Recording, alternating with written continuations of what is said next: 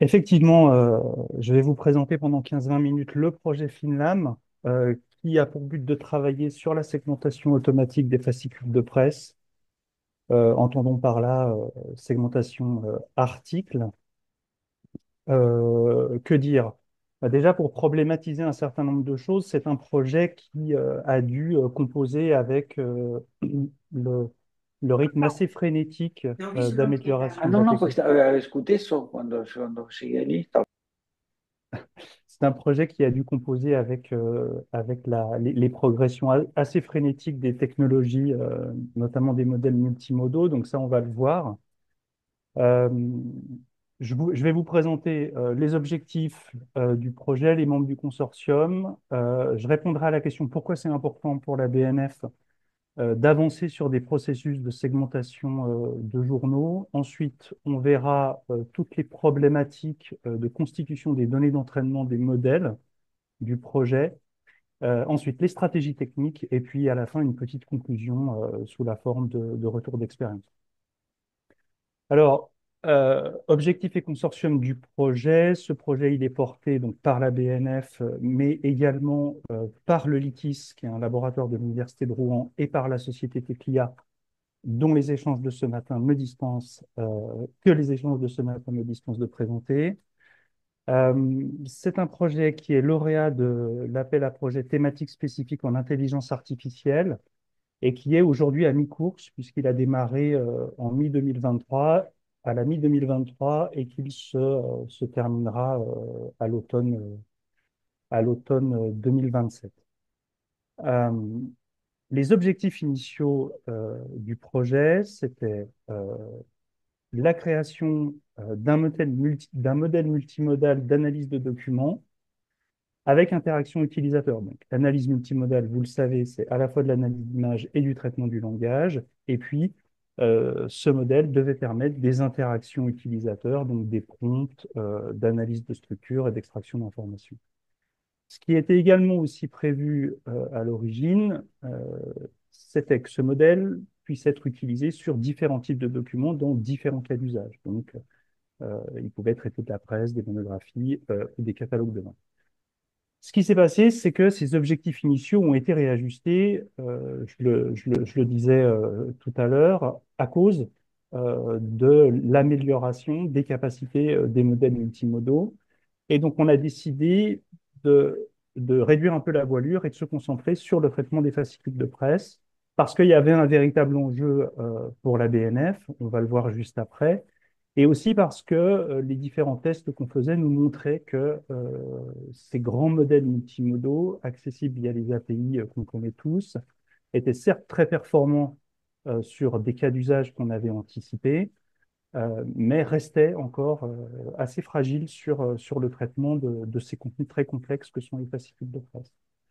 Par contre, quand bien même les objectifs ont été réajustés en cours de projet, il a été réaffirmé, et tous les membres du consortium sont, je pense, d'accord là-dessus, euh, il a été réaffirmé qu'on n'allait pas s'arrêter, qu'on allait tout faire pour ne pas s'arrêter au stade prototype. Et donc, on vise vraiment une intégration dans le circuit de numérisation de l'ABN et aussi, on veut certifier une qualité. Donc, un travail sur des métriques et de la mesure de précision. Alors pourquoi c'est important pour la BNF d'être en mesure de traiter en masse les fascicules de presse? Parce que la presse, c'est le type documentaire qui est ultra majoritaire dans ses collections, à la fois physique et à la fois numérique, et que quand bien même il y a des efforts d'éditorialisation très conséquents et de valorisation très conséquents qui sont faits sur ce fond dominant, eh bien leur contenu n'est toujours pas accessible au grain de l'article aujourd'hui. Alors, pour répondre à ce manque, à cette insuffisance, la BNF a, en 2016, contractualisé un premier, puis qui est resté unique, un premier marché public pour une prestation d'enrichissement de la presse et qui a concerné un peu plus d'1 220 000 pages. Donc, c'était de la presse, alors majoritairement nationale, un tout petit peu internationale, libre de droit, fin 19e, milieu 20e, avec un cahier technique, avec des attendus en termes de travail que vous avez listé en bas du visuel, à savoir, on demandait une segmentation des articles, évidemment, et également une classification. sémantique d'un certain nombre de composants. Donc, toute la titraille, la légende, la signature des auteurs, et puis une classification thématique, publicité, petites annonces, feuilletons littéraires et chroniques boursières. Il était également attendu en termes de qualité une précision supérieure à 98,5 sur la segmentation et la catégorie des articles. Par contre, tout l'OCR des articles restait un OCR brut, donc avec, je pense, tous les problèmes que ça comporte. Enfin, je pense que vous êtes parfaitement au courant de ça, que les OCR bruts peuvent être particulièrement imprécis. Et puis, sur l'attirail et les signatures, il était demandé un effort quand même sur la qualité de la transcription. Alors, pourquoi je vous parle des attendus d'un projet d'un marché public de 2016? Parce que c'est cette production de 2016 qui a servi à constituer les corpus d'entraînement du projet. Donc, on est parti des seuls corpus massifs de presse segmentée qu'on avait pour entraîner les modèles de ce projet. Alors évidemment, on sent bien tout de suite qu'il peut y avoir là peut-être une contradiction ou alors en tout cas une tension parce que là, cette production avait été assurée par des humains pendant une période assez longue et donc elle est imprécise.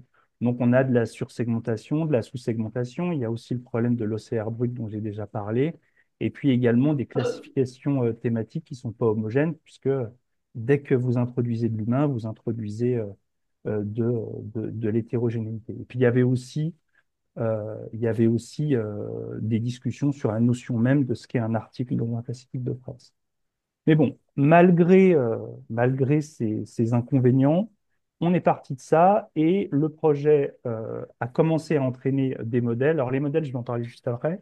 Le projet a commencé à entraîner des modèles sur un premier dataset composé de 1500 fascicules d'un titre de presse, La Liberté. J'en profite pour dire que ce dataset est disponible sur Hugging Face grâce à Teclia.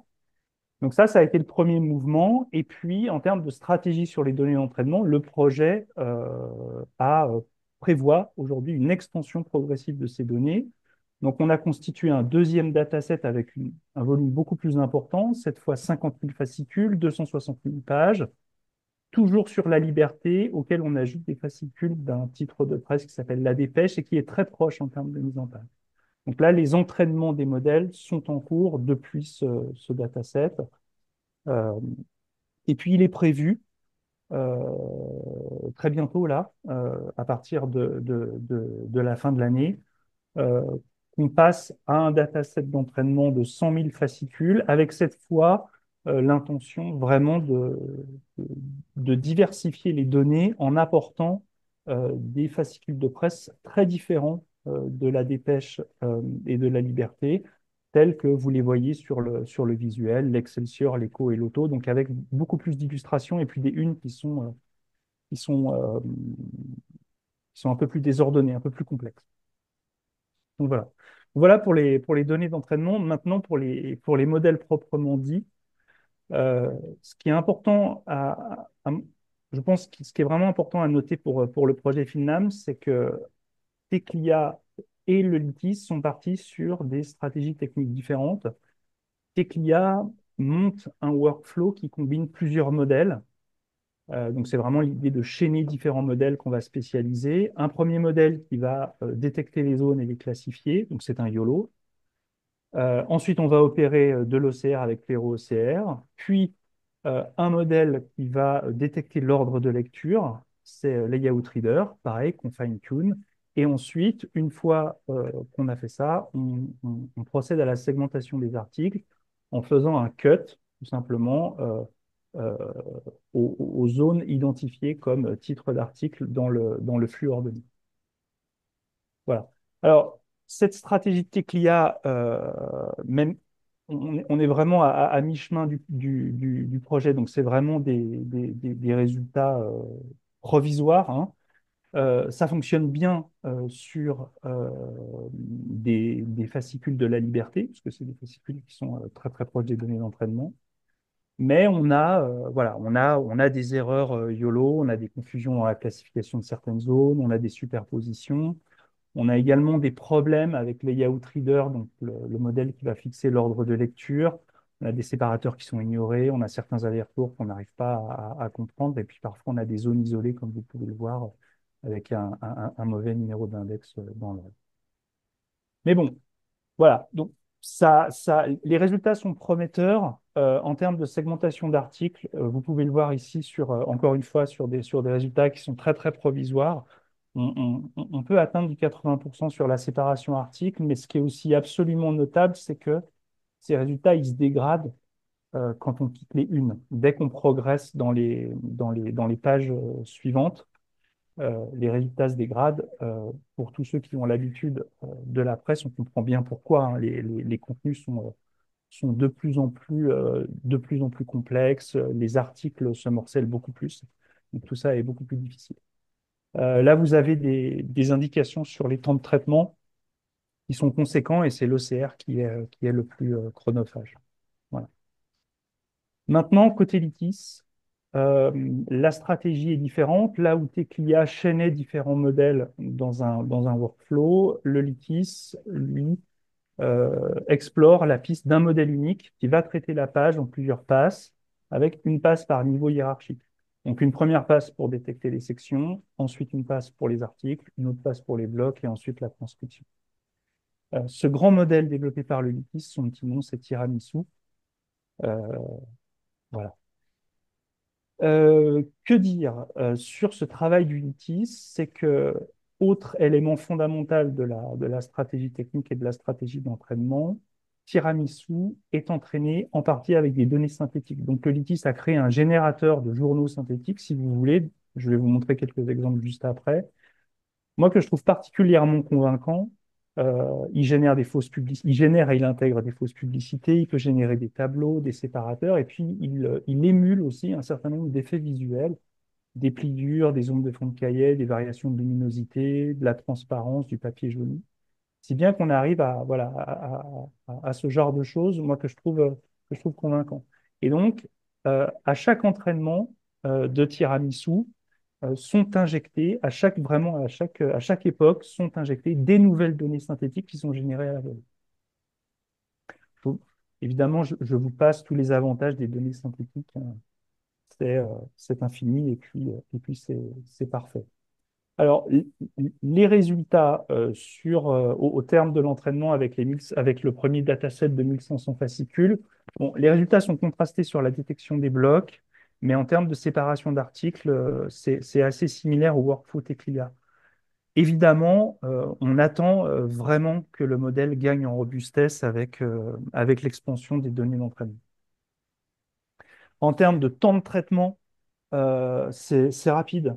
C'est vraiment très rapide puisque même sur CPU, on est à moins d'une minute pour une page, pour l'ensemble des passes. Donc vraiment, ça va très très vite et là, on est sur un processus qui est industrialisable.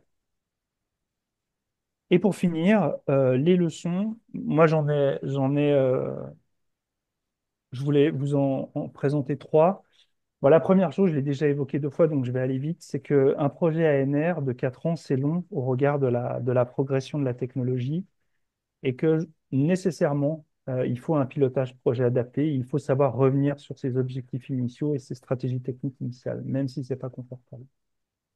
Deuxième point, là encore, relatif à la progression de la technologie, euh, sans les chercheurs, sans les projets, les institutions patrimoniales et les experts internes de ces institutions dont je fais partie, à mon sens, ne peuvent pas suivre le rythme. Les projets de recherche sont vraiment indispensables pour qu'on comprenne euh, les évolutions des systèmes techniques. Et puis enfin, il me semble aussi que si je prends l'exemple de la BNF, il y a des indices certains qu'il y a une très forte acculturation IA en ce moment à la BNF, qui consent également à des investissements en termes d'infrastructure. Tout ça pour dire que les phases d'industrialisation, les objectifs d'industrialisation des prototypes et d'intégration des processus dans les chaînes de traitement deviennent, deviennent tout à fait possibles et envisageables, en tout cas plus envisageables qu'avant. Voilà.